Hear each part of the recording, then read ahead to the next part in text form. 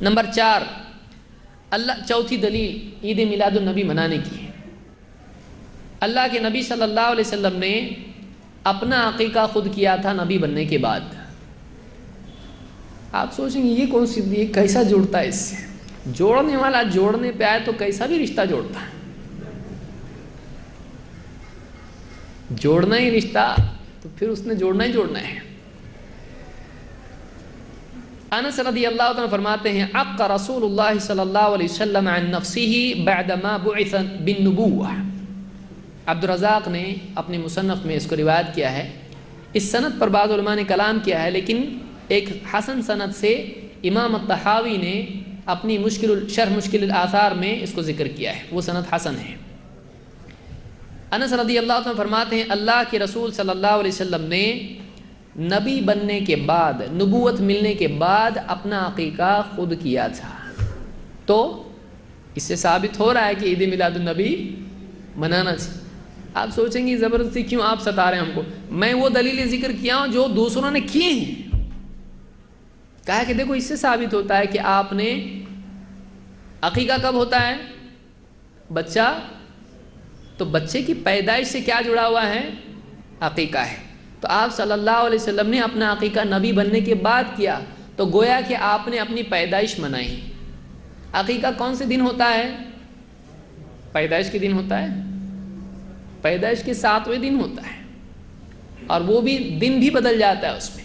یعنی بچہ اگر اتوار کو پیدا ہوا تو عقیقہ کب کیا جائے گا؟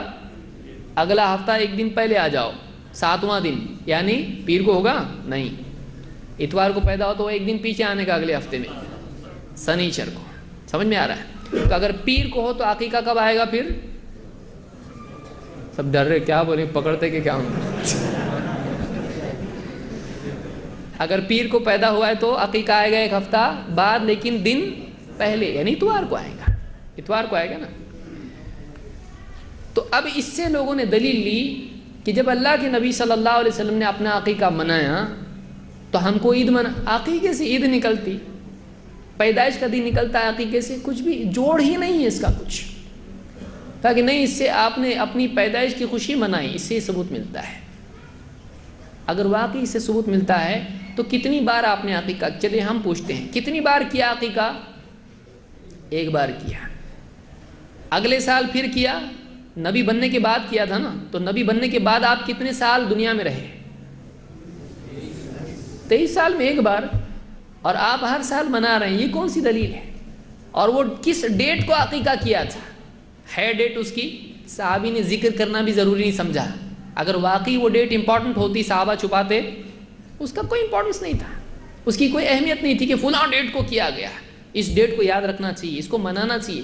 کیا صحابہ اس تاریخ کو کچھ مناتے تھے جس دن آپ صلی اللہ علیہ وسلم نے اپنا عقیقہ کیا تھا؟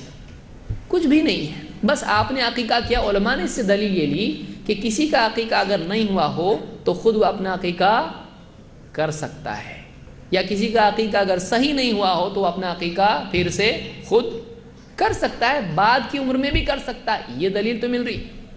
اب عقیقہ تو آدمی کر رہا نہیں ہے، اور اس سے دلیل کیا لے رہا ہے؟